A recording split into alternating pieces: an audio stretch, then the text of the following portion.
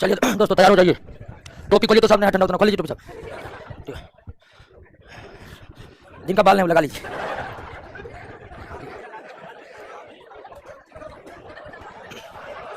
अरे हल्ला मत करिए, बैठिए बैठिए बैठिए। आज आज सच में उतना ठंडा नहीं है। टोपी लगाने वाला ठंडा नहीं है आज। और कहाँ तक पढ़ लिए थे? अच्छा, फूड चेन पढ़ लिए थे। अब हम पढ़ेंगे ट्रॉफिक लेवल। ट्रॉफिक लेवल यानी पोषी स्तर क्या है? पोषी स्तर क्या है? आहार श्रृंखला आप समझ गए थे, दो प्रकार के होते हैं आहार श्रृंखलाएं। लेकिन दो प्रकार के आहार श्रृंखला में जो अपरद खाद्य श्रृंखला था, डिट्रीटस फूड चेन था, उसका कोई विशेष महत्व नहीं है पारिस्थितिक तंत्र को गतिशील बनाए रखने में। पारिस्थितिक तंत्र जो है वह गतिशील रहता है और अपरद खाद्य श्रृंखला जो है, डिट्रीटस फूड चेन जो है, गतिशील बनाने में कोई ज्यादा योगदान नहीं देते।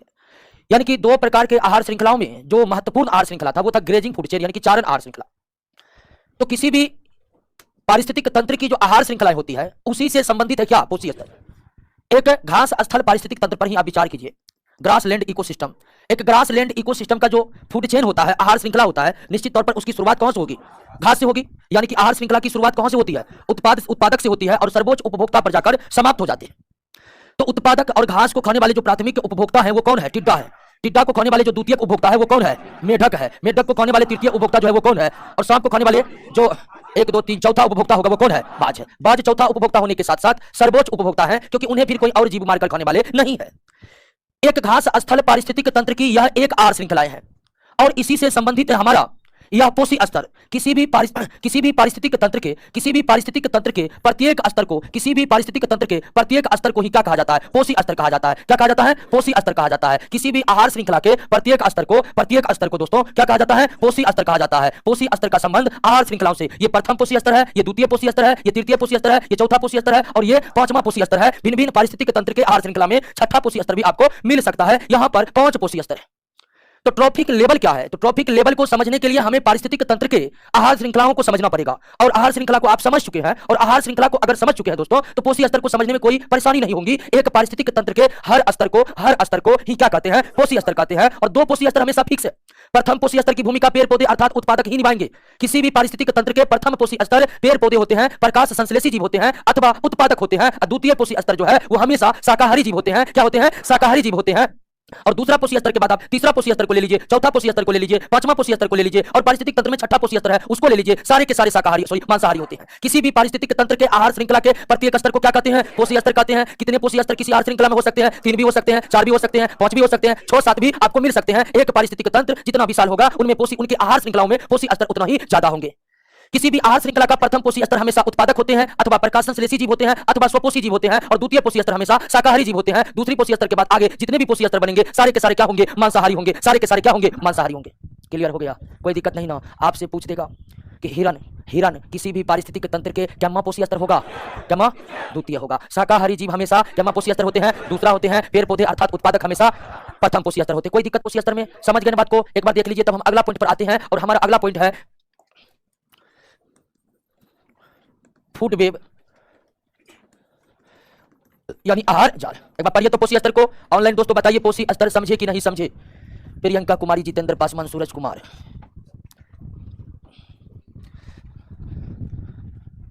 बहुत पूरा गुड मॉर्निंग लिख जी हम लिख दिया है।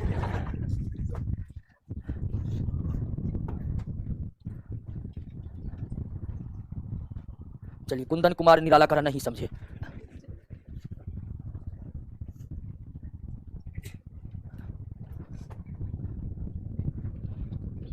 क्लियर हो गया? कोई दिक्कत नहीं ना? देखिए कुछ लोग नहीं समझे। सबसे पहली बात है कि पोषी स्तर को तब समझ सकते हैं जब आहार श्रृंखला को समझ ले। किसी भी आहार श्रृंखला, मान लीजिए कि एक तालाब पारिस्थितिक तंत्र को ही ले ले। तालाब पारिस्थितिक तंत्र में उत्पादक कौन होते हैं? प्राथमिक उपभोक्ता कौन होते हैं? एक कोश के प्रोटोजोआ, उसको खाने वाले कौन? छोटी मछली और छोटी मछली को बड़ी मछली, छोटी मछली को। तो पोषी स्तर किसे कहते हैं? तो कोई भी पारिस्थितिक तंत्र ले लेंगे उसके प्रत्येक स्तर को क्या कहेंगे? पोषी स्तर कहेंगे। शैवाल प्रथम पोषी स्तर है, प्रोटोजोआ द्वितीय पोषी स्तर, छोटी मछली तृतीय पोषी स्तर, बड़ी मछली चौथा पोषी स्तर। तो कभी कभी ये भी पूछ सकते हैं कि एक तालाब पारिस्थितिक तंत्र की तीसरा पोषी स्तर कौन है? छोटी मछली है। एक तालाब पारिस्थितिक तंत्र में प्रथम पोषी स्तर की भूमिका कौन निभाते हैं? तो प्रथम पोषी स्तर फिक्स है, प्रकाश संश्लेषी जीव होगा। दूसरा पोषी स्तर फिक्स है, वो शाकाहारी जीव होगा। क्या होगा दोस्तों? शाकाहारी जीव होगा। क्लियर है? किसी भी पारिस्थितिक तंत्र में अधिकतम 5-6 भी पोषी स्तर हो सकते हैं। पारिस्थितिक तंत्र जितना विशाल है, पारिस्थितिक तंत्र जितना विशाल है, पोषी स्तरों की संख्या और ज्यादा होगी। ध्यान दीजिए, अब फूड वेब को समझना है। फूड वेब को समझना है। फूड वेब यानी कि आहार जाल।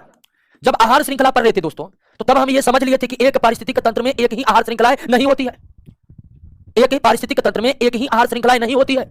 एक पारिस्थितिक तंत्र में एक से अधिक आहार श्रृंखलाएं हो सकते हैं। एक वन पारिस्थितिक तंत्र को ही हम ले, एक वन पारिस्थितिक तंत्र में बड़े पेड़ पौधे जो हैं वो उत्पादक की भूमिका निभाएंगे। इन बड़े पेड़ पौधा को कौन खा लेंगे? हिरन खा लेंगे। हिरन को कौन खा लेंगे? शेर खा लेंगे या फिर बाघ खा लेंगे। तो क्या एक वन में केवल यही एक आहार श्रृंखलाएं होगी? नहीं। तो सबसे पहली बात तो यह समझ लेनी है हमें कि किसी एक पारिस्थितिक तंत्र में केवल एक आहार श्रृंखलाएं नहीं होती है। किसी एक पारिस्थितिक तंत्र में एक से अधिक आहार श्रृंखलाएं होती है। किसी एक पारिस्थितिक तंत्र में एक से अधिक आहार श्रृंखलाएं होती है।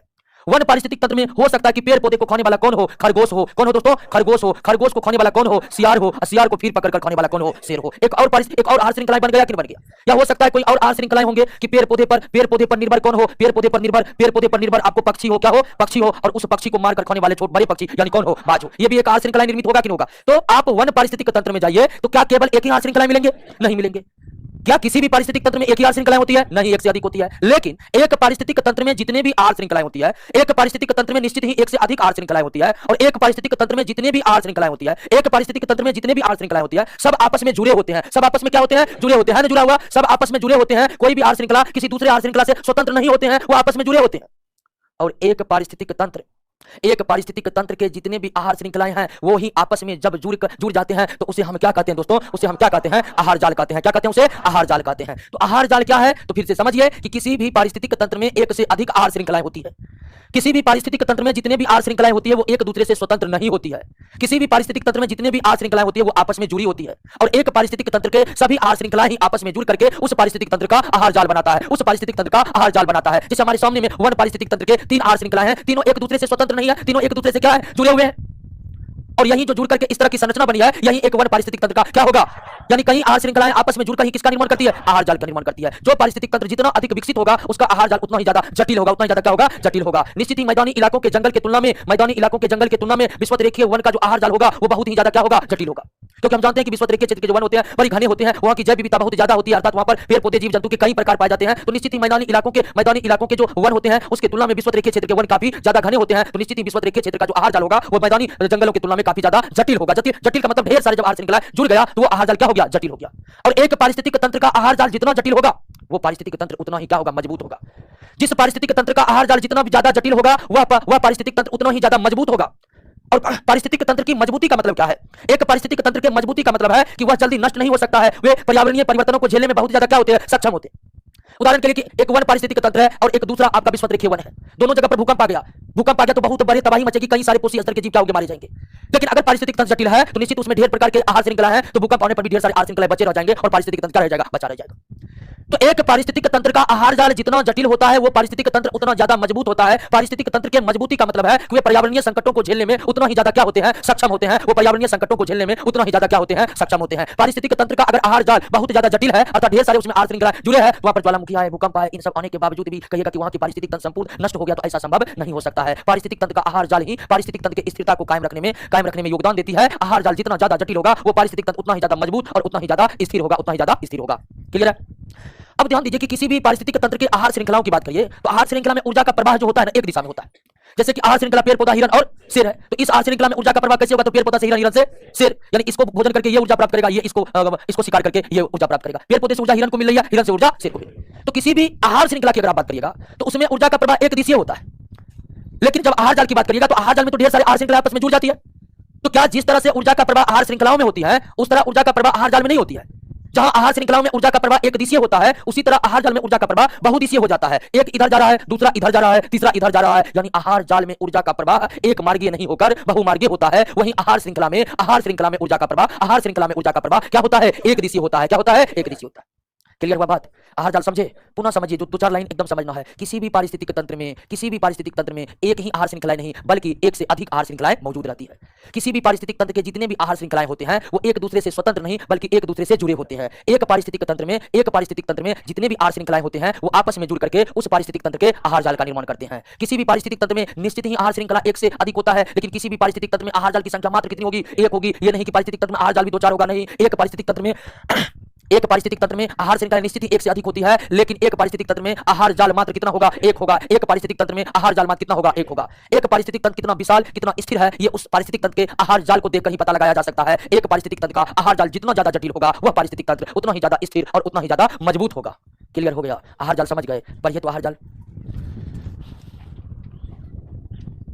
जंगल का आहार श्रृंखला का अंत लाइन से होता है। बिल्कुल लाइन पर अंत हो जाएगा, क्योंकि लाइन को तो खोने वाला कोई नहीं है। और जब हम आहार श्रृंखला में ऐसे जीव पर पहुंच जाएंगे, ऐसे उपभोक्ता जीव पर पहुंच जाएंगे जिनको और कोई खाने वाला नहीं बचा, तो फिर वहीं पर हमारा आहार श्रृंखलाएं रुक जाएगी, बंद हो जाएगी दोस्तों।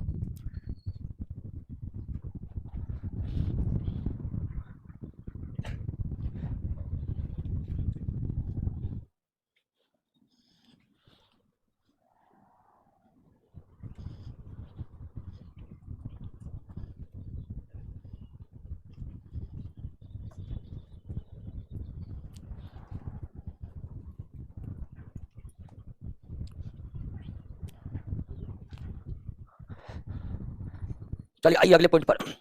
अगला पॉइंट क्या है? ऊर्जा का प्रवाह।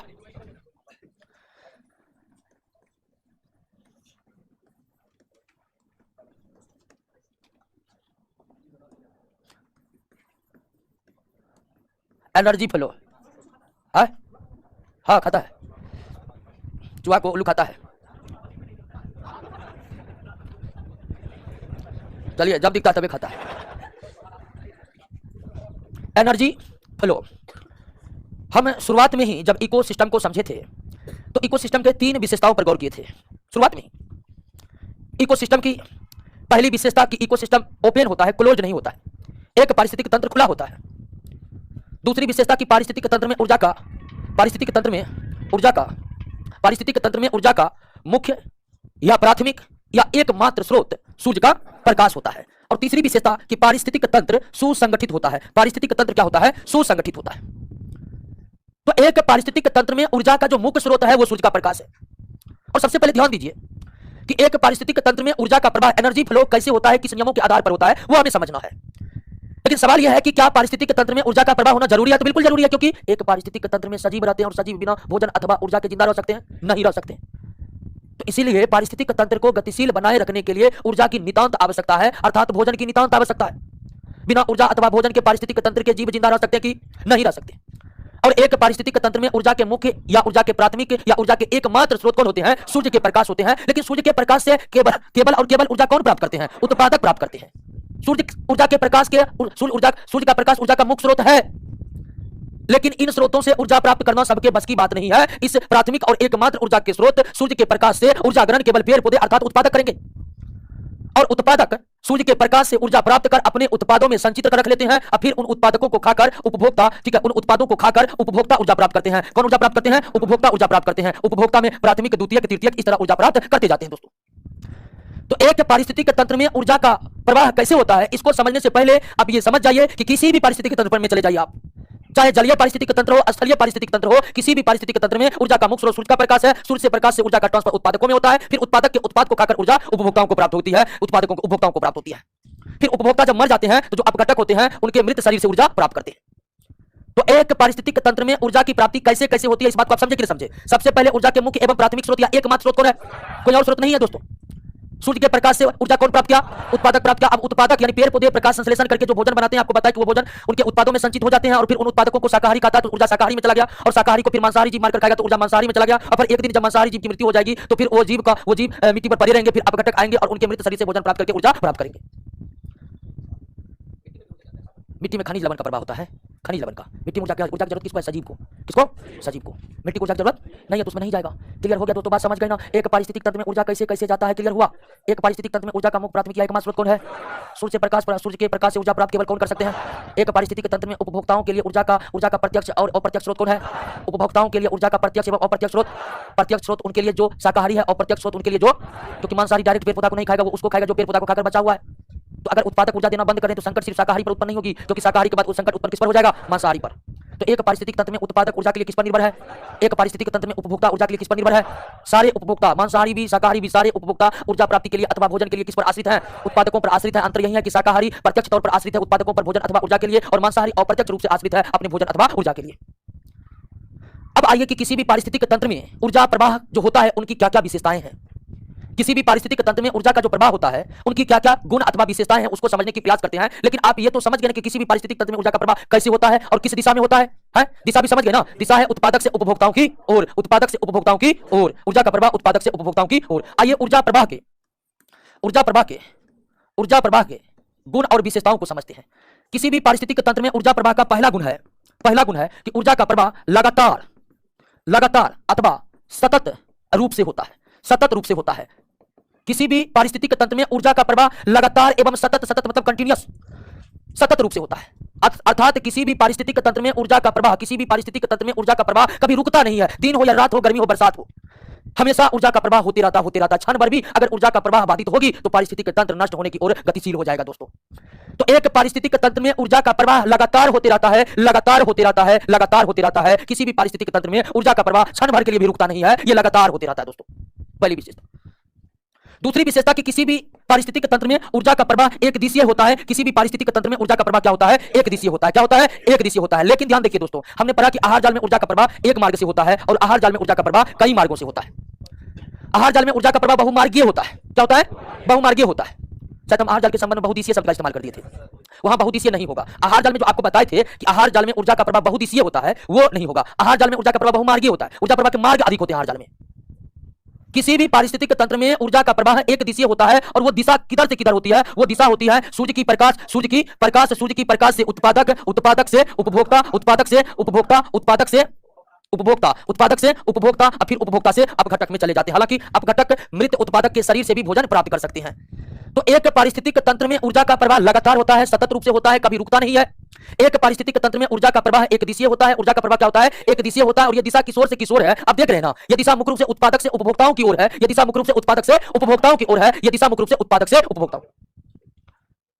तीसरी विशेषता कि किसी भी पारिस्थितिक तंत्र में ऊर्जा के प्रवाह में उष्मा गतिकी यानी कि थर्मोडायनेमिक्स उष्मा गतिकी के नियम के अनुसार ही होता है। उष्मा गतिकी के नियम के अनुसार ही होता है। या आप कह सकते हैं कि क्या पारिस्थितिक तंत्र में ऊर्जा का प्रवाह जो होता है, एक पारिस्थितिक तंत्र में ऊर्जा का जो प्रवाह होता है, क्या वहां ऊर्जा संरक्षण का नियम लागू होता है? बिल्कुल लागू होता है। एक पारिस्थितिक तंत्र में ऊर्जा का प्रवाह होता है, वहां रूल ऑफ थर्मोडायनेमिक्स लागू होता है? बिल्कुल लागू होता है। यानी कि एक पारिस्थितिक तंत्र में ऊर्जा का प्रवाह होते समय ऊर्जा संरक्षण नियमों का भी पूर्ण पालन होता है और उष्मा गतिकी के नियमों का भी पूर्ण पालन होता है। ऊर्जा का प्रवाह ऊर्जा संरक्षण नियम के अनुसार होता है, ऊर्जा संरक्षण के नियमों के अनुसार ही होता है। तीसरी विशेषता। चौथी विशेषता कि किसी भी पारिस्थितिक तंत्र में सबसे अधिक ऊर्जा किसके पास होती है? उत्पादक के पास होती है। एक पारिस्थितिक तंत्र में सबसे अधिक ऊर्जा किसके पास? और निश्चित तौर पर सबसे कम ऊर्जा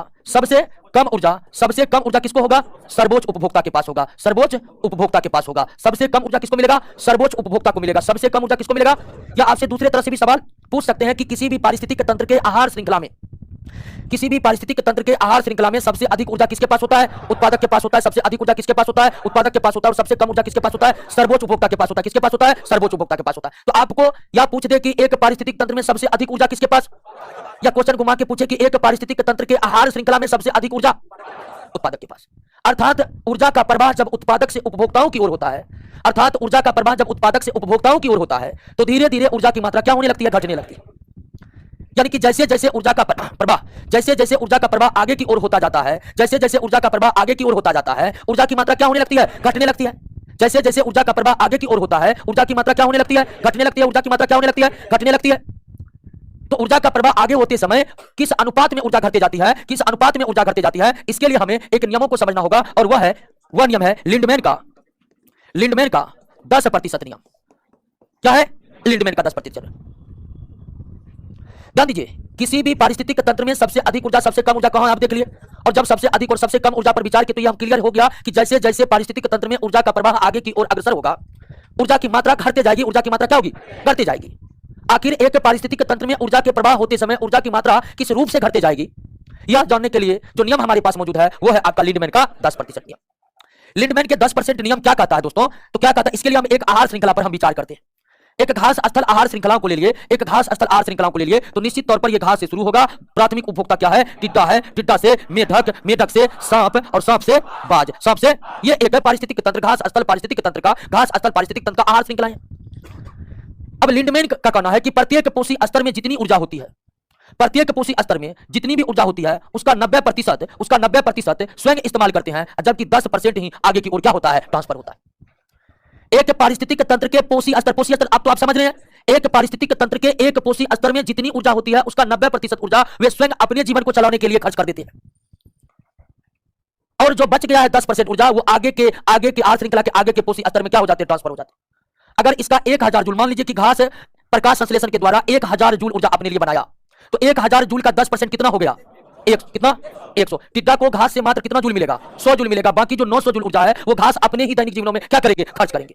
फिर अब टिड्डा को पास कितना ऊर्जा है, 100 जूल। टिड्डा अब इन 100 जूल का 90% स्वयं यूज करेंगे, 90% स्वयं यूज करेंगे। क्या करेंगे, 100 जूल टिड्डा को मिला तो 100 जूल का 90% टिड्डा स्वयं यूज करेंगे, बचा 10% कितना, मेढक को मात्र कितना मिलेगा, 10 जूल मिलेगा। अब फिर इस 10 जूल का 90% मेढक स्वयं उपयोग करेंगे, उस 10 का 10% कितना होगा, 1 जूल। 1 जूल ऊर्जा किसको मिलेंगे, सांप को मिलेंगे। अब सांप 1 जूल का 90% स्वयं यूज करेंगे और 1 जूल का 10% किसको मिलेंगे, बाज को मिलेंगे, 0.1 जूल। तो लिंडमैन का 10% नियम कहता है, लिंडमैन का 10% नियम कहता है कि किसी भी पारिस्थितिक तंत्र के किसी भी पोषी स्तर में जितनी ऊर्जा संचित है उसका 90% ऊर्जा वही पोषी स्तर अपने दैनिक कार्यों के लिए खर्च कर डालेंगे। 10% ऊर्जा ही आगे के पोषी स्तर में क्या होगा, ट्रांसफर होगा। 10% ऊर्जा ही आगे के पोषी स्तर में क्या होगा, ट्रांसफर होगा। लिंडमैन के 10% नियम के अनुसार अगर एक घास स्थल पारिस्थितिक तंत्र के घास में अगर 1000 जूल ऊर्जा है तो आगे आते आते बाज को सिर्फ कितनी ऊर्जा की प्राप्ति होगी, 0.1 जूल ऊर्जा की प्राप्ति होगी, 0.1 जूल ऊर्जा की प्राप्ति होगी। एक पोषी स्तर में जितने भी ऊर्जा होते हैं, एक पोषी स्तर में जितने भी ऊर्जा होते हैं उसका 90% स्वयं यूज होता है, 10% आगे क्या हो जाते हैं, ट्रांसफर हो जाते हैं। 10% आगे क्या हो जाते हैं, ट्रांसफर हो जाते हैं। क्लियर हुआ, बात को समझ गए, कोई दिक्कत? तो किसी भी पारिस्थितिक तंत्र में ऊर्जा के मुख्य स्रोत या ऊर्जा के प्राथमिक स्रोत या ऊर्जा का एकमात्र स्रोत सूर्य से प्रकाश से ऊर्जा उत्पादक से उपभोक्ताओं में होता है। एक पारिस्थितिक तंत्र में ऊर्जा का प्रवाह लगातार होता है, सतत रूप से होता है, कभी रुकता। एक पारिस्थितिक तंत्र में ऊर्जा का प्रवाह एक दिशीय होता है और यह दिशा कुछ इस तरह से होती है। एक पारिस्थितिक तंत्र में ऊर्जा का प्रवाह होते समय ऊर्जा संरक्षण नियमों का पालन होता है। एक पारिस्थितिक तंत्र में ऊर्जा का प्रवाह होते समय ऊष्मागतिकीयों का नियम का पालन होता है। रूल ऑफ थर्मोडायनामिक्स जो भी है उन सब का पालन होता है पारिस्थितिक तंत्र में ऊर्जा के प्रवाह के समय। किसी भी पारिस्थितिक तंत्र में सर्वाधिक ऊर्जा की अगर हम बात करेंगे वो उत्पादकों के पास होगी और सबसे कम ऊर्जा सर्वोच्च उपभोक्ताओं को प्राप्त होगा। अर्थात एक पारिस्थितिक तंत्र में ऊर्जा का प्रवाह जब आगे की ओर होने लगता है तो ऊर्जा की मात्रा धीरे धीरे घटने लगती है, ऊर्जा की मात्रा धीरे धीरे घटने लगती है। एक पारिस्थितिक तंत्र में ऊर्जा के प्रवाह होते समय ऊर्जा का कितना उपयोग होगा, ऊर्जा का कितना स्थानांतरण होगा, इन सब का पता हमें लिंडमैन के 10% नियम के प्राप्त होता है। लिंडमैन का 10% नियम कहता है कि एक पारिस्थितिक तंत्र में जितना ऊर्जा किसी पोषी स्तर में होते हैं, एक पारिस्थितिक तंत्र में जितना भी ऊर्जा किसी भी पोषी स्तर में होते हैं उसका 90% केवल वही पोषी स्तर अपने दैनिक कार्यों में खर्च करते हैं। बाकी 10% ऊर्जा जो है अगले पोषी स्तर में क्या होता है, ट्रांसफर होता है, स्थानांतरित होता है। क्लियर हो गया? ऊर्जा का प्रवाह कैसे और किन नियमों के तत्व देख लिए, पर ये तो विशेषता ऊर्जा के प्रवाह की विशेषताओं को पढ़िए। उसके बाद हम आते हैं अगले टॉपिक पर, मुर्गा खाने पर कितना ऊर्जा मिलेगा। रंजन कुमार, पहले तो ये पता करना पड़ेगा मुर्गा में कितना ऊर्जा संचित है। क्या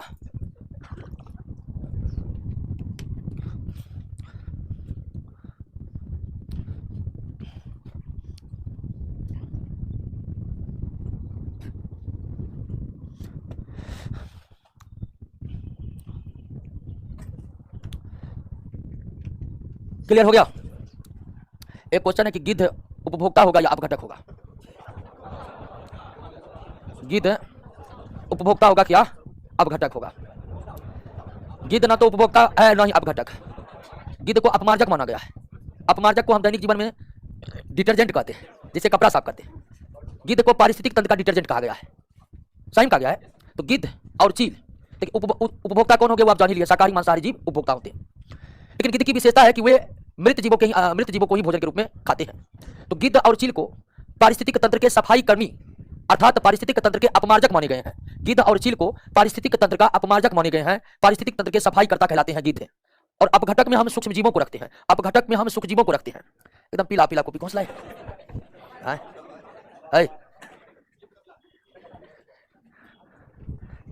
फंक्शन समझने लाता है, फंक्शन होता है तो यही पीला लाल कॉपी की जरूरत होता है। ठीक है, कोई भी फंक्शन हो, उपनयन संस्कार होता है हम लोगों में या शादी समारोह हो तो ऐसे को खिलाया जाता है। पंडित मांग करे हफीर का लाइए तो लड़का लाइए। आइए दोस्तों, नहीं तो ये ऐसा कॉपी रहेगा एकदम दुकानदार सबको खाता बही लिखने के लिए ना है। चलिए आइए दोस्तों, अगला जो टॉपिक है वो है इकोलॉजिकल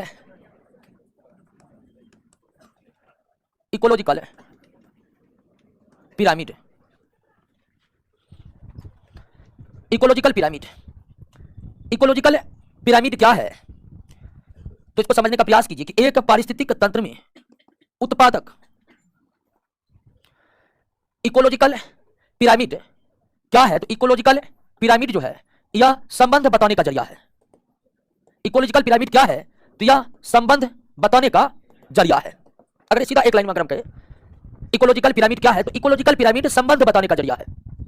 और निश्चित तौर पर कहां का संबंध? तो पारिस्थितिक तंत्र नाम में ही इकोलॉजिकल लगा हुआ है, तो मैथमेटिक्स वाला तो पिरामिड बिल्कुल भी ये नहीं है, लेकिन स्ट्रक्चर पिरामिड की तरह ही है। तो इकोलॉजिकल पिरामिड पारिस्थितिक तंत्र में संबंध बताने का एक माध्यम है। इकोलॉजिकल पिरामिड पारिस्थितिक तंत्र में संबंध बताने का एक माध्यम है। अब सवाल उठता है कि किनके बीच के संबंध बताने का माध्यम है? तो एक पारिस्थितिक तंत्र में उत्पादक तथा विभिन्न श्रेणी के उपभोक्ता के बीच के संबंध को बतलाता है। कौन? पिरामिड। इकोलॉजिकल पिरामिड या पारिस्थितिकीय पिरामिड क्या है? तो पारिस्थितिकीय पिरामिड के द्वारा किसी भी पारिस्थितिक तंत्र के उत्पादक एवं विभिन्न श्रेणी के उपभोक्ताओं के बीच के संबंध को दर्शाया अथवा बताया जाता है। बात को समझ रहे ना? इकोलॉजिकल पिरामिड क्या है? इकोलॉजिकल पिरामिड संबंध बताने का माध्यम है। किनके किनके बीच के संबंध बताने का माध्यम है? तो उत्पादक और विभिन्न श्रेणी के उपभोक्ताओं के बीच के संबंध बताने का माध्यम है। तो एक पारिस्थितिक तंत्र में उत्पादक तथा विभिन्न श्रेणी के उपभोक्ता अर्थात प्राथमिक उपभोक्ता, द्वितीयक उपभोक्ता, तृतीयक उपभोक्ता, चतुर्थ उपभोक्ता, जितने भी श्रेणी के उपभोक्ता है, एक पारिस्थितिक तंत्र में उत्पादक तथा विभिन्न श्रेणी के उपभोक्ताओं के बीच आपसी संबंध को बताने वाला माध्यम ही इकोलॉजिकल पिरामिड है। अथवा इकोलॉजिकल पिरामिड के द्वारा हम एक पारिस्थितिक तंत्र के उत्पादक और विभिन्न श्रेणी के उपभोक्ताओं के बीच के संबंधों को जानते हैं। यानी कि पिरामिड में पारिस्थितिक तंत्र के अपघटकों को कोई स्थान प्राप्त नहीं है। एक पारिस्थितिक पिरामिड में स्थान प्राप्त है तो उत्पादक को और विभिन्न श्रेणी के उपभोक्ताओं को पारिस्थितिक पिरामिड में अपघटकों के लिए कोई स्थान नहीं है। क्लियर हो गया? बात समझ गए? कोई दिक्कत नहीं ना? अब किसी भी पारिस्थितिक तंत्र में उत्पादक और विभिन्न श्रेणी के उपभोक्ताओं के बीच जो संबंध बनता है वो 3 स्तर पर बनता है। किसी भी पारिस्थितिक तंत्र में उत्पादक और विभिन्न श्रेणी के बीच के उपभोक्ताओं के बीच जो संबंध स्थापित होते हैं वो 3 स्तर पर होते हैं। कितने स्तर पर? 3 स्तर पर होते हैं। एक संख्याओं के स्तर पर, दूसरा जीवभार या इसको हम जैव भार भी कहते हैं, और तीसरा ऊर्जा के आधार पर। किसी भी पारिस्थितिक तंत्र में उत्पादक और विभिन्न श्रेणी के उपभोक्ताओं के बीच जो संबंध स्थापित होता है वो कितने स्तर पर होता है? 3 स्तर पर होता है। संख्याओं के स्तर पर होता है, जैव भार के स्तर पर होता है और ऊर्जा के स्तर पर होता है। इसीलिए एक पारिस्थितिक तंत्र में पिरामिड भी कितने प्रकार के? 3 प्रकार के। एक पारिस्थितिक तंत्र में पिरामिड भी कितने प्रकार के? 3 प्रकार के। संख्या पिरामिड, जैव भार पिरामिड और ऊर्जा पिरामिड। संख्या पिरामिड, जैव भार पिरामिड और ऊर्जा पिरामिड। तो पारिस्थितिक पिरामिड क्या है? तो उत्पादक और विभिन्न श्रेणी के उपभोक्ताओं के बीच के संबंध को बताने का माध्यम। पारिस्थितिक पिरामिड में कौन कौन स्थान प्राप्त किया है? तो उत्पादक और उपभोक्ता। किनको स्थान नहीं मिला है? तो अपघटकों को। एक पारिस्थितिक तंत्र में उत्पादक और विभिन्न श्रेणी के उपभोक्ता कितने स्तर पर संबंधित रहते हैं और वो कौन कौन है? अतः किसी भी पारिस्थितिक तंत्र में पारिस्थितिकीय पिरामिड की संख्या कितनी होती है? 3 होती है। पारिस्थितिक पिरामिड कितने प्रकार के होते हैं? 3 प्रकार के होते हैं। संख्या पिरामिड, जीवभार पिरामिड और ऊर्जा पिरामिड। संख्या पिरामिड, जीवभार पिरामिड और ऊर्जा पिरामिड। संख्या पिरामिड, जीवभार पिरामिड और अब एक एक करके समझना पड़ेगा कि क्या है संख्या पिरामिड, क्या है जैव भार पिरामिड और क्या है ऊर्जा पिरामिड। कहिए, पिरामिड पढ़ चुके हैं? 3 को बायोलॉजी का बैच ले लिया क्या जी? क्या नाम है आपका? बाबा कुमार। ध्यान दीजिए, उपनाम है। उपनाम है कि रख दिए है? वो पता है, मेरा भी ढेर सारा उपनाम चल रहा है मार्केट। ठीक है, चलिए ध्यान दीजिए। आइए, संख्या पिरामिड। संख्या पिरामिड क्या है? निश्चित तौर पर एक पारिस्थितिक तंत्र में उत्पादक और उपभोक्ताओं के संख्या को दर्शाने वाला पिरामिड ही क्या कहलाएगा? या किसी भी पारिस्थितिक तंत्र में उत्पादक और विभिन्न श्रेणी के उपभोक्ताओं के बीच के संख्या को दर्शाने वाला पिरामिड क्या कहलाएगा? संख्या पिरामिड। यानी संख्या पिरामिड एक पारिस्थितिक तंत्र के उत्पादकों की संख्या और भिन्न भिन्न श्रेणी के उपभोक्ताओं के संख्या को दर्शाता है। क्लियर है ना? संख्या पिरामिड में कोई दिक्कत नहीं। संख्या पिरामिड जो है, संख्या पिरामिड किसी भी पारिस्थितिक तंत्र में उत्पादक और विभिन्न श्रेणी के उपभोक्ताओं की संख्या कितनी है इसको दर्शाता है या इसको दिखाया जाता है। किस पिरामिड पर?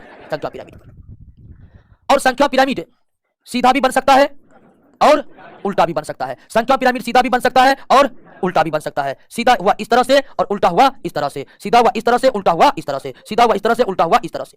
क्लियर हो गया? कोई दिक्कत नहीं ना? तो एक पारिस्थितिक तंत्र में उत्पादक और विभिन्न श्रेणी के उपभोक्ताओं की संख्याओं के बीच जो संबंध दर्शाया जाएगा अथवा जो संबंध उनके बीच संख्या के आधार पर स्थापित होंगे वही बतलाएगा हमें कौन? पारिस्थितिक तंत्र का। भिन्न भिन्न पारिस्थितिक तंत्र का संख्या पिरामिड सीधा भी मिल सकता है और उल्टा भी मिल सकता है, सीधा भी मिल सकता है और उल्टा भी मिल सकता है।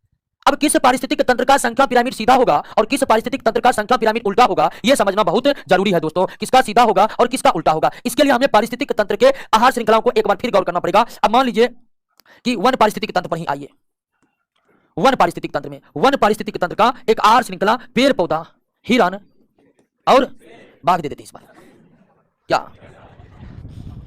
एक वन पारिस्थितिक तंत्र में एक आहार श्रृंखला आपके सामने में है, आपको गौर करना है प्रत्येक की संख्या पर। अगर ये आहार श्रृंखला है तो बताइए कि इन तीनों में, एक वन में ये तीन आहार श्रृंखला की ये तीन पोषी स्तर है, किसकी संख्या सबसे ज्यादा? इसकी संख्या सबसे ज्यादा, सबसे। अब धीरे धीरे इसका क्या होगा? हिरण की संख्या पेड़ पौधों से कम होगी और बाकी संख्या हिरण से कम होगी कि नहीं होगी? तो यह पारिस्थितिक तंत्र, जिस पारिस्थितिक तंत्र में उत्पादकों की संख्या ज्यादा होती है, जिस पारिस्थितिक तंत्र में उत्पादकों की संख्या ज्यादा होती है और आगे बढ़ते बढ़ते उपभोक्ताओं की संख्या घटती जाती है, उस पारिस्थितिक तंत्र का संख्या पिरामिड क्या बन जाता है? सीधा बन जाता है। ठीक है, जिस पारिस्थितिक तंत्र में उत्पादकों की संख्या ज्यादा होती है और आगे बढ़ते बढ़ते उपभोक्ताओं की संख्या घटती जाती है, उस पारिस्थितिक तंत्र का संख्या पिरामिड क्या होगा? सीधा होगा। और स्थिति यह है कि किसी भी पारिस्थितिक तंत्र में किसी भी पारिस्थितिक तंत्र को ले लीजिए, उत्पादकों की संख्या ही सबसे ज्यादा होती है। क्लियर हो गया? आप समझ गए ना? फिर हम उल्टा किसका आ रहे हैं उस पर। एक वन पारिस्थितिक तंत्र में पेड़ पौधा ज्यादा, उससे कम हिरण, उससे कम। अब क्या समझे कि किसी भी पारिस्थितिक तंत्र में उत्पादकों की संख्या ज्यादा होगी और उपभोक्ताओं की संख्या घटती जाएगी, तो उस पारिस्थितिक तंत्र का संख्या पिरामिड क्या होगा? सीधा होगा। क्यों सीधा होगा? इस बात को समझिए कि उत्पादकों की संख्या ज्यादा है तो पिरामिड में सबसे ज्यादा स्थान कौन ले लेगा? पेड़ पौधा। अब पिरामिड का सबसे ज्यादा स्थान उसके आधार पर होते हैं। सबसे ज्यादा स्थान कहां होते हैं? आधार पर होते हैं कि नहीं? ये पिरामिड है तो सबसे ज्यादा स्थान यही ना है, तो पेड़ पौधा सबसे ज्यादा स्थान लेगा तो उसका आधार क्या होगा? नीचे। पेड़ पौधा या उत्पादक हमेशा नीचे ही रहेगा, उससे कम स्थान कौन लेगा? हिरण, और सबसे कम स्थान कौन लेगा? बाघ। पिरामिड क्या हो गया? सीधा। तो जब पारिस्थितिक तंत्र में उत्पादकों की संख्या सबसे ज्यादा हो, तो उस पारिस्थितिक तंत्र के संख्या पिरामिड में सबसे ज्यादा स्थान पेड़ पौधे हासिल करेंगे, और पेड़ पौधे अगर सबसे ज्यादा हासिल करेंगे पिरामिड में जगह, तो निश्चित वो पिरामिड सीधा हो जाएगा, क्योंकि पेड़ पौधे हमेशा नीचे में रहेंगे और पेड़ पौधे नीचे में रहकर अगर सबसे ज्यादा स्थान लेगा तो निश्चित पिरामिड का आधार क्या हो जाएगा? नीचे हो जाएगा, और धीरे धीरे क्या हो जाएगा? स्थान घटते जाएगा और पिरामिड क्या हो जाएगा? सीधा हो जाएगा। क्लियर हो गया? तो आपसे पूछतेगा वन पारिस्थितिक तंत्र का संख्या पिरामिड कैसा बनता है? सीधा। और आपको हम क्या बताएं कि एक पारिस्थितिक तंत्र में उत्पादकों की संख्या अगर सबसे ज्यादा है तो निश्चित ही हुआ पारिस्थितिक तंत्र का संख्या पिरामिड क्या होगा? सीधा। और कोई भी पारिस्थितिक तंत्र में चले जाइए, सबसे ज्यादा संख्या उत्पादकों की होती है, इसलिए लगभग सभी पारिस्थितिक तंत्र का संख्या पिरामिड सीधा ही बनता है। लगभग सभी पारिस्थितिक तंत्र का संख्या पिरामिड क्या बनता है? सीधा बनता है। किसी भी पारिस्थितिक तंत्र का संख्या पिरामिड क्या बनता है? सीधा ही बनता है, क्योंकि सभी पारिस्थितिक तंत्र में उत्पादकों की संख्या ही सबसे ज्यादा होती है, तो फिर उल्टा बनता किस तरह? संख्या पिरामिड उल्टा केवल उस स्थिति में बनता है जब एक वृक्ष अथवा एक पेड़ को ही हम क्या मान ले? पारिस्थितिक तंत्र मान ले। जब एक वृक्ष या एक पेड़ को ही हम क्या मान ले? पारिस्थितिक तंत्र मान ले, तब ऐसे ही पारिस्थितिक तंत्र का संख्या पिरामिड क्या हो जाता है? उल्टा हो जाता है। जैसे आम का एक पेड़ है, इस पेड़ पर आश्रित है ढेर सारे चिड़िया, और चिड़िया के शरीर पर आश्रित है ढेर सारे कीट। एक आम के पेड़ को ही हम पारिस्थितिक तंत्र मान ले, तो आम का पेड़ एक है, उस पर ढेर सारे चिड़िया, और उस ढेर सारे चिड़ियों पर आश्रित ढेर सारे कीट। तो आप क्या देख रहे हैं यहां पर? आप ये देख रहे हैं यहां पर दोस्तों कि उत्पादक मात्र कितना है, उससे ज्यादा क्या है, और उससे भी ज्यादा कीट। तो ऐसे पारिस्थितिक तंत्र में आम के पेड़ को सबसे कम जगह मिलेगा, उससे ज्यादा जगह, और अगर आम का पेड़ अर्थात उत्पादक को सबसे कम जगह चाहिए तो सबसे कम जगह पिरामिड के शीर्ष पर। अब जो है पिरामिड का शीर्ष नीचे आएगा, क्योंकि उत्पादक को नीचे ही रहना होता है। तो अब यह पिरामिड आपका क्या बन जाएगा? उल्टा बन जाएगा। क्या बन जाएगा? उल्टा बन जाएगा। ये आम, ये चिड़िया, ये कीट। पारिस्थितिक तंत्र संख्या पिरामिड क्या हो गया? उल्टा हो गया। क्लियर है ना? तो आप ध्यान रखिएगा, किसी भी पारिस्थितिक तंत्र का संख्या पिरामिड पर गौर करिएगा तो लगभग सभी पारिस्थितिक तंत्र का संख्या पिरामिड सीधा ही बनता है। सिर्फ एक ही दशा है संख्या पिरामिड का उल्टा बनने का, जब एक पेड़ अथवा एक वृक्ष को ही क्या मान लिया जाए? पारिस्थितिक तंत्र। आपसे पूछ देगा कि बरगद के पेड़ का संख्या पिरामिड कैसा होगा? उल्टा होगा।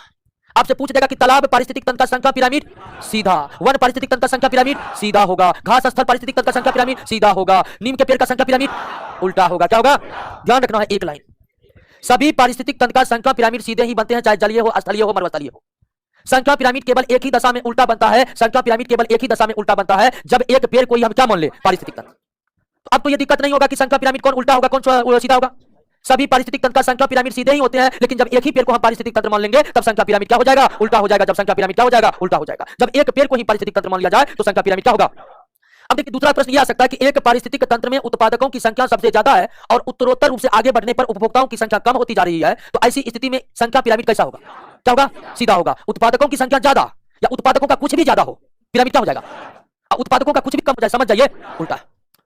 एक पारिस्थितिक तंत्र में उत्पादक की संख्या सबसे कम है, उत्तरोत्तर रूप से आगे बढ़ने पर उपभोक्ताओं की संख्या बढ़ती जा रही है, तो ऐसे पारिस्थितिक तंत्र का पिरामिड कैसा? उल्टा हो जाएगा। क्या हो जाएगा? संख्या पिरामिड किस पारिस्थितिक तंत्र का सीधा होगा, किस पारिस्थितिक तंत्र का उल्टा होगा? क्लियर? सभी पारिस्थितिक तंत्र का संख्या पिरामिड क्या? सीधा। केवल किस स्थिति में संख्या पिरामिड उल्टा? जब एक पेड़ को ही क्या मान लिया जाए? पारिस्थितिक तंत्र मान लिया जाए। नोट में कुछ मिस्टेक है? हाँ सर, मिस्टेक हमको पता है। तालाब, घास स्थल, फसल स्थल का संख्या पिरामिड सीधा बनता है तथा किसी एक पेड़, चिड़िया की थी, अच्छा, एक पेड़ तथा संख्या पिरामिड उल्टा बनता है। हाँ, नोट में संख्या पिरामिड का दूसरा पॉइंट जो है, एक पेड़ का संख्या पिरामिड उल्टा बनता है, वहां सीधा दे दिया है, सही कर लीजिए। हाँ, नोट में संख्या पिरामिड का दूसरा पॉइंट में ये गड़बड़ी है कि एक पेड़ का संख्या पिरामिड उल्टा बनता है, लेकिन वहां पर सीधा दे दिया, तो सीधा को काट कर क्या लिखना है? उल्टा उल्टा उल्टा।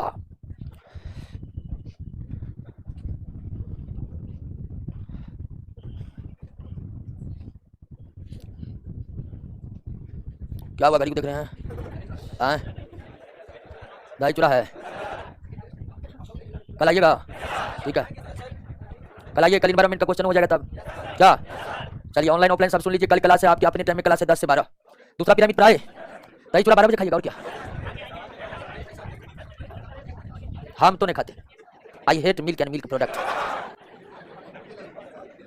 आए दूसरा पिरामिड पर, संख्या पिरामिड क्लियर हुआ। दूसरा पिरामिड पर जैव भार या जीव भार कहते हैं, बायोमास पिरामिड। जैव भार पिरामिड, जैव भार पिरामिड समझने से पहले तो हमें खुद यह समझना होगा कि यह जैव भार होता क्या है। तो पहले आप जैव भार को समझ लीजिए।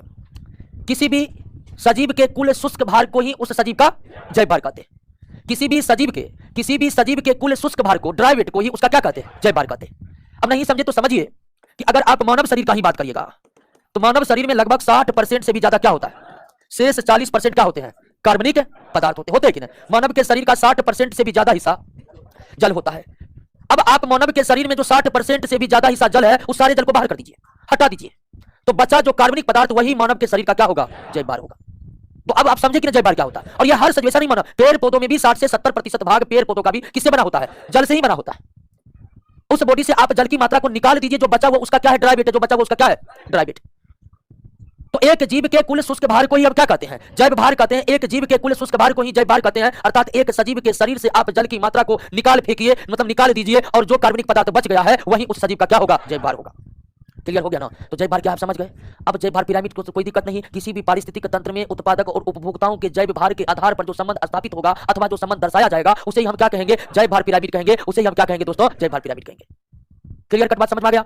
अब आते हैं कि संख्या पिरामिड की तरह जैव भार पिरामिड भी, संख्या पिरामिड की तरह जैव भार पिरामिड भी सीधा भी बनता है और उल्टा भी बनता है। सीधा भी बनता है और निश्चित तौर पर देखिए, जिस पारिस्थितिक तंत्र में उत्पादक का जैव भार ज्यादा होगा वह जैव भार पिरामिड क्या बन जाएगा? क्या बन जाएगा? सीधा बन जाएगा। जिस पारिस्थितिक तंत्र में उत्पादक का जैव भार कम होगा वह पारिस्थितिक तंत्र क्या बन जाएगा? उल्टा बन जाएगा। क्योंकि उत्पादक कम हो या अधिक, वो पिरामिड वो नीचे में ही रहेगा, पिरामिड के नीचे में ही रहेगा। उत्पादक का जैव भार ज्यादा होगा तो पिरामिड में उसे ज्यादा स्थान देना पड़ेगा। पिरामिड में ज्यादा स्थान पिरामिड का आधार में होते हैं, आधार नीचे तो पिरामिड सीधा। अगर किसी पारिस्थितिक तंत्र में उत्पादकों का जैव भार कम होगा, उत्पादकों का जैव भार कम होगा तो वो पिरामिड में कम स्थान प्राप्त करेंगे, और कम स्थान पिरामिड के शीर्ष पर होता है, शीर्ष नीचे आ जाएगा, पिरामिड क्या हो जाएगा? उल्टा हो जाएगा। अर्थात एक पारिस्थितिक तंत्र में अगर उत्पादकों का जैव भार ज्यादा है और उत्तरोत्तर रूप से आगे बढ़ने पर जैव भार में कमी आती जाएगी तो इस स्थिति में जैव भार पिरामिड सीधा बनेगा। और अगर किसी पारिस्थितिक तंत्र में उत्पादकों का जैव भार कम है, उत्तरोत्तर रूप से आगे बढ़ने पर जैव भार में वृद्धि होती जाएगी तो वह जैव भार पिरामिड क्या बन जाएगा? उल्टा बन जाएगा। तो जैव भार पिरामिड सीधा भी बनता है, उल्टा भी बनता है। संख्या भी पिरामिड सीधा भी बनता है, उल्टा भी बनता है। अब हमें समझना है कि किस पारिस्थितिक तंत्र का जैव भार पिरामिड सीधा बनेगा और किस पारिस्थितिक तंत्र का जैव भार पिरामिड उल्टा बनेगा। अब ध्यान दीजिए, जैव भार पिरामिड सीधा भी बनते हैं और उल्टा भी बनते हैं। नोट डाउन कर लीजिएगा कि जो भी स्थलीय पारिस्थितिक तंत्र होते हैं, ठीक है, पहले आप समझ तो लीजिए, उसके बाद नोट डाउन कर लीजिएगा। जो भी स्थलीय पारिस्थितिक तंत्र होते हैं, उदाहरण के लिए घास स्थल हो गया, ठीक है, वन हो गया, मरुस्थल हो गया, क्या हो गया? मरुस्थल हो गया। यानी कि जो स्थल पर जो भी पारिस्थितिक तंत्र है उसका जैव भार पिरामिड क्या होता है? और उल्टा होता है किसका? जलीय पारिस्थितिक तंत्र का। उल्टा किसका होता है? जलीय पारिस्थितिक तंत्र का। जलीय पारिस्थितिक तंत्र का, पारिस्थितिकी तंत्र का, जलीय पारिस्थितिक तंत्र का जैव भार पिरामिड क्या होता है? उल्टा हो जाता है। जैसे नदी का दे दे, नदी का दे दे, झील का दे दे, तालाब का दे दे, सागर का दे दे, महासागर का दे दे, ये सब जलीय पारिस्थितिक तंत्र है। सभी जलीय पारिस्थितिक तंत्र का जैव भार पिरामिड क्या होता है? उल्टा होता है। सभी स्थलीय पारिस्थितिक तंत्र का जैव भार पिरामिड क्या होता है? सीधा होता है। सभी जलीय पारिस्थितिक तंत्र का जैव भार पिरामिड क्या होता है? उल्टा होता है। सभी स्थलीय पारिस्थितिक तंत्र का जैव भार पिरामिड क्या होता है? सीधा होता है। कोई दिक्कत होगा?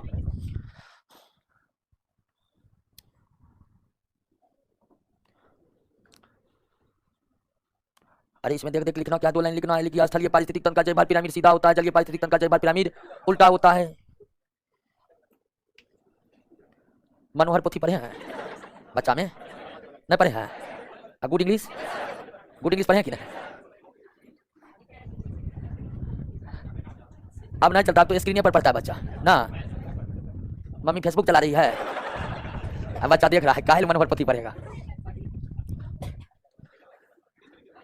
हाँ, तो टेक्नोलॉजी पर स्लेट पेंसिल तो लगता है विलुप्त हो गया होगा।